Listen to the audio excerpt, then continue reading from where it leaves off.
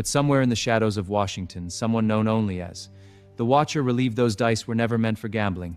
They were meant for messages. We're about to dive into a puzzle that starts with an object so common, you've probably seen it 1,000 times and never thought twice. But this simple object, it's the key to a cryptic game, a missing person, and a message that seems to completely defy logic.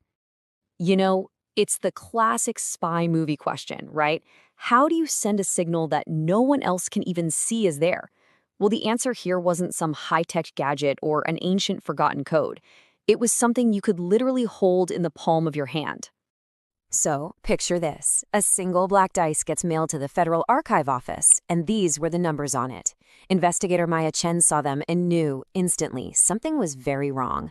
These aren't the numbers you find on any standard dice. They were a clue, the very first thread in a mystery that was about to get very complicated. And that's where it all kicks off. The arrival of this one dice, this impossible object with an impossible message, is where the entire investigation truly begins. And here is the breakthrough moment. The investigators realized these weren't quantities, they were positions. Each number was a pointer, a coordinate, leading them to a single letter buried deep inside a massive old document stored in the National Archives. Once they understood that, everything changed. Their whole perspective shifted. This wasn't some game of chance. It was a cipher. The dice wasn't just a tool for the game. It was the game. And these numbers, they were just the opening move. And after all that work, this is the first word they uncovered, pulled letter by letter from the archives. Watch. Just one word, but it felt a whole lot more like a threat. A single word is definitely ominous, but it's not the full story. Pretty soon, another piece of the puzzle arrived, and with it came a name for the mysterious person who was behind all of this. The second dice turned up in a locker at Union Station. It had a new set of numbers, and a chilling little detail, a small, hand-scratched eye. This was a calling card, and it's what led the investigators to start calling their unseen adversary the Watcher.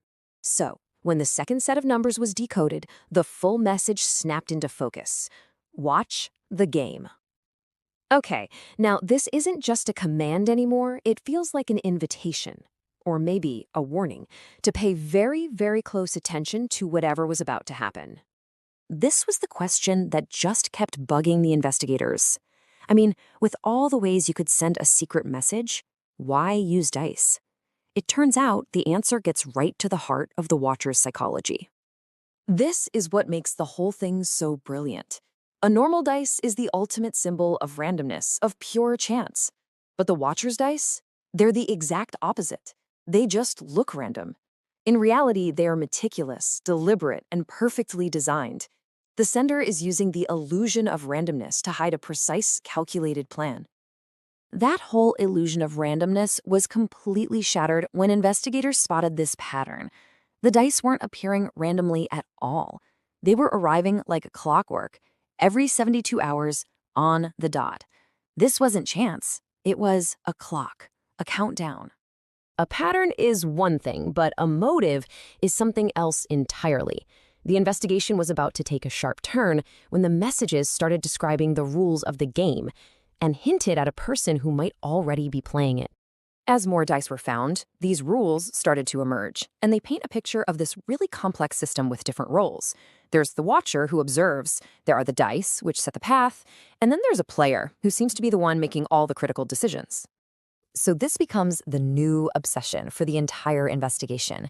If the Watcher is sending the messages and the dice are just the medium, then figuring out who the player is, well, that's the only way to understand what this game is really all about.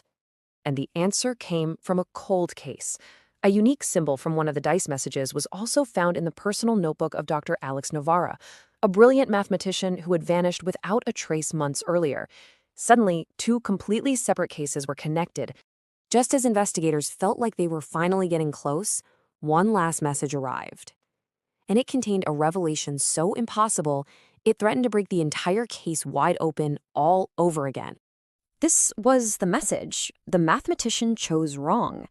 It reads like a final judgment, doesn't it? A grim ending for Dr. Novara. It implies he made some final, fatal move in the game. But that raised an immediate and really startling question. Here's the paradox.